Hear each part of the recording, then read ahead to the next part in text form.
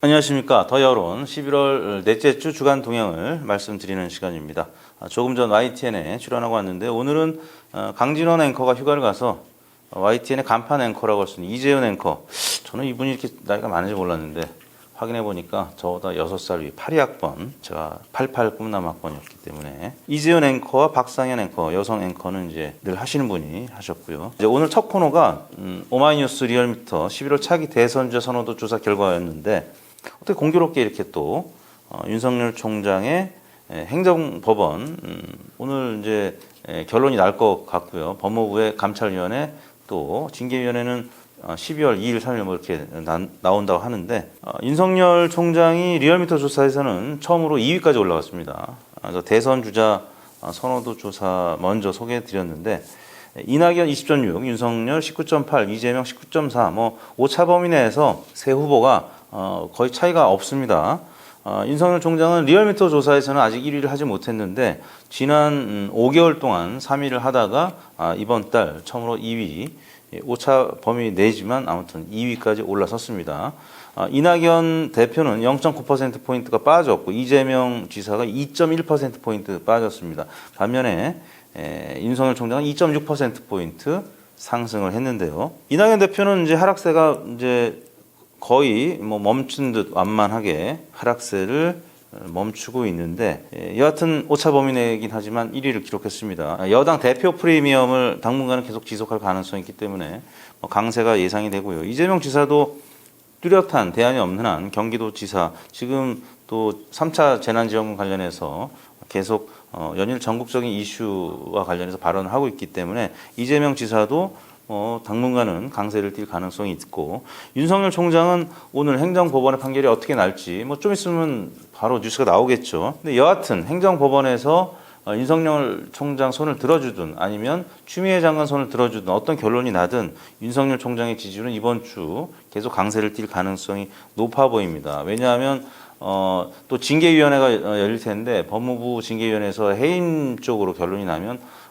쫓겨나는 식의 그래서 언더독 효과, 보수층이라든지 중도층마저 윤석열 총장을 지지하는 그런 효과가 나타날 수가 있고요. 반면에 행정법원이 또 윤석열 총장의 손을 들어주고 대검의 손을 들어주는 거죠. 그다음에 또 검찰 감찰위원회 또 징계위원회가 또 윤석열 총장의 손을 들어줄 수도 있습니다. 가능성이 크진 않지만 여하튼 어떤 결론이 나든 윤석열 총장의 지지율은 이번 주는 계속 강세를 뛸 수밖에 없다. 왜냐? 원래 대통령 임기 후반에는 가장 대척점에 사람이 누구냐에 따라서 그 사람의 지지율이 강세를 보이게 되는데요. MB 때는 박근혜 당시 대표가 계속 지지율을 높이 가져갔는데 여당 내 야당 역할을 했기 때문이죠. 또 박근혜 대통령 때는 문재인 당시 또 민주당 대표가 또 계속 공공행진을 했던 야당의 가장 강력한 주자였는데 지금 그 자리를 윤석열 총장이 차지하고 있다는 것입니다. 서울에서는 윤석열 총장이 20.6%로 지금 오차 범위 내에서 1위를 달리고 있습니다. 그리고 이 전체 후보들의 범보수와 범진보 이 합계가 대략 48대 42, 범진보가 한 6%포인트 앞서는 걸로 나타났는데요. 지난 4월 달에 있었던 총선 때 범진보가 얻었던 득표율이 253개 지역의 득표율이 49.9%였습니다. 반면에 범보수의 지역구 득표율은 41.5%, 대략 8.4%포인트 차이가 났었는데 그때보다 한 2%포인트 줄어든 거죠. 48대 42로 범보수 대 범진보 지지율 격차가 범진보가 좀 우세하게 나타나고 있습니다. 여하튼 윤석열 총장이 앞서가면서 다른 국민의힘 후보들 예를 들면 오세훈 또 유승민 3%대를 기록하고 있고요. 당 바깥에 홍준표 후보, 홍준표 전 대표주 5.1%. 그나마 이 보수 진영 내에서는 가장 앞서가고 있습니다. 정치권 내에서를 말씀을 드리는 거고요. 그 다음에 안철수 대표가 3.5%. 안철수 대표의 지지율이 가장 좀 피해를 본 것이 아닌가. 지난달에 4.9%였는데 3.5%로 빠졌고, 홍준표 대표는 4.7에서 5.1로 오히려 조금 올랐습니다. 유승민 전 대표도 좀 올랐네요. 2.2에서 3.3, 1.1%포인트 올랐습니다. 서울시장 출마 선언 때문에 그런 것 같고요. 추미애 장관은 지난달과 비슷한 3.1%를 기록했습니다. 진보 진영 내에서는 이낙연, 이재명, 압도적으로 많이 가져가고 있고 20%가량 가져가고 있죠. 그 다음이 추미애 장관입니다. 3.1%.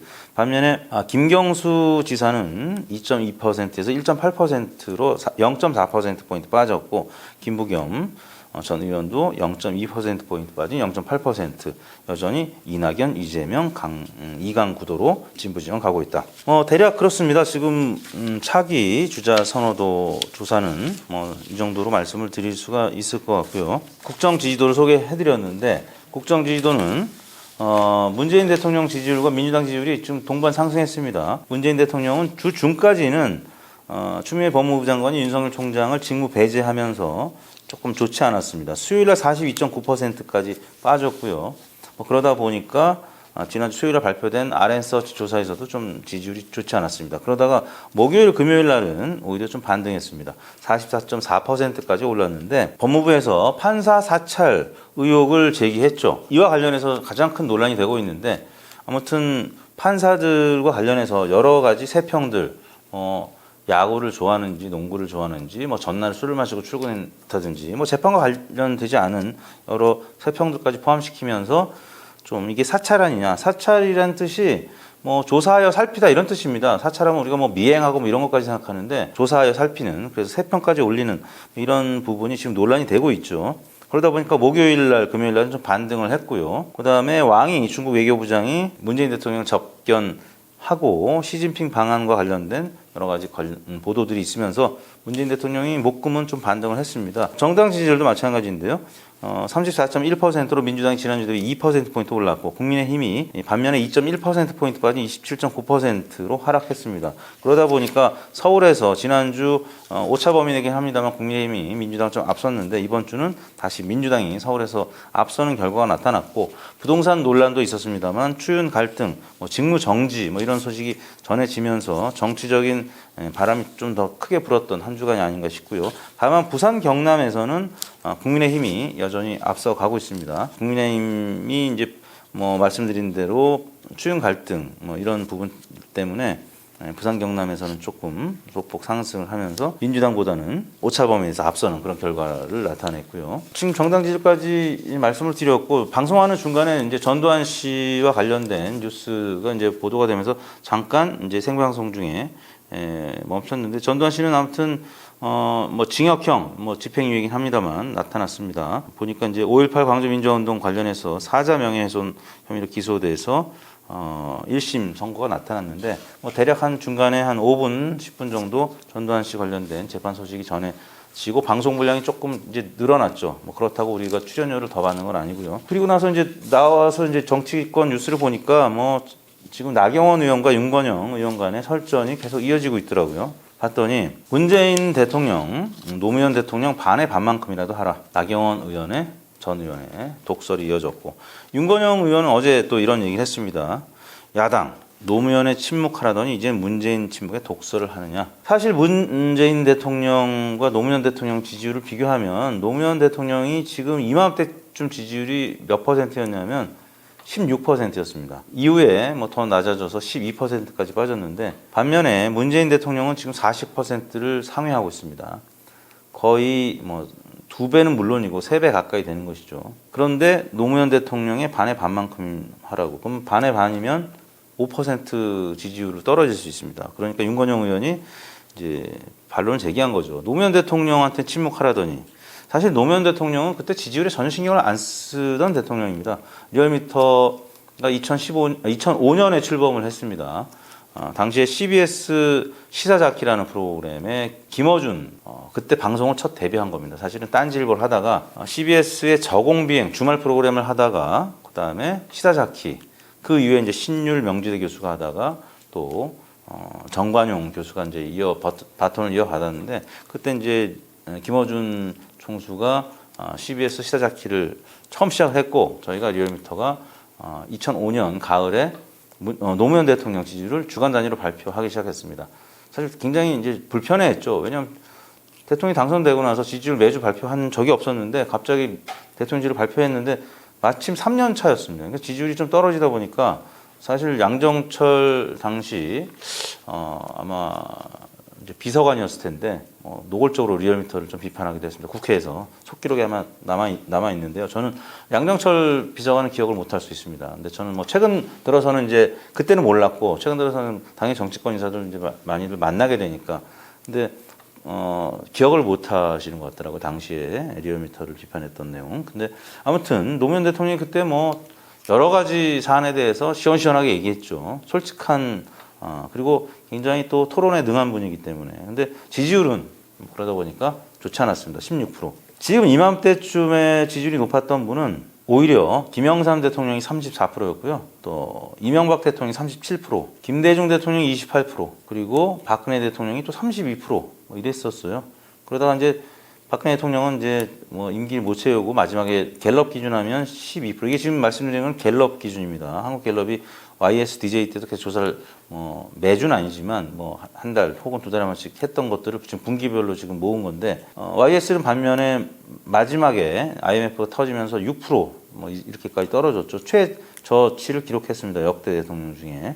노무현 대통령은 최저가 12%였다고 말씀을 드렸고 이명박 대통령은 미국산 쇠고기 파동 때 21%까지 떨어진 적이 있고요. 그런데 아무튼 뭐 계속 지지율에 가장 신경을 많이 썼던 대통령이 이명박 대통령이 아닌가 싶은데 이맘때쯤에 37%가 높았습니다. 그럼에도 불구하고 문재인 대통령 지지율이 지금 말씀드린 대로 43%가량 지금 나오고 있기 때문에 43.8%였죠. 이번 주 44% 정도 되기 때문에 지금 국민의힘 입장에서는 좀 믿어지지가 않고 왜 이렇게 높냐 이렇게 생각하겠죠. 그러니까 뭐 진중권 전 교수 같은 경우는 무조건 당청을 지지하는 세력들이 있기 때문에 민주당 혹은 청와대가 막 하는 거 아니냐 이런 SNS를 하기도 한 것 같고요. 나경원 의원은 급기야 노무현 대통령의 반의 반만큼이라도 하라고 지금 얘기를 했습니다. 그러나 민심은 국민의힘이라든지 아니면 또 다른 보수 세력이 원하는 대로 흘러가지는 않고 있는 것 같습니다. 자, 아무튼 문재인 대통령 지지율 또 정당 지지율까지 이제 소개를 해드리면서 이번 주는 YTN이 원래 금요일 날 저희 리얼미터에 조사 의뢰를 해서 월요일 날 이제 정당 지지율 뭐 대통령과 같이 발표하는데 YTN이 이번 주 월요일 날 조사를 의뢰를 하게 됐습니다. 뭐냐면 추미애, 윤석열 국정조사에 대해서 하자. 그래가지고 오늘 좀 뉴스를 보고 판단하자 그래가지고 오늘은 오마이뉴스 차기 대선 주자 이걸 먼저 하게 된 겁니다. YTN에서 이제 추윤 국정조사 관련된 여론조사 지금 의뢰해서 하고 있는데 그거는 아마 내일이나 모레 인터넷 뉴스를 통해서 보실 수가 있을 겁니다. 오늘 더 여론은 이것으로 마치겠습니다. 감사합니다.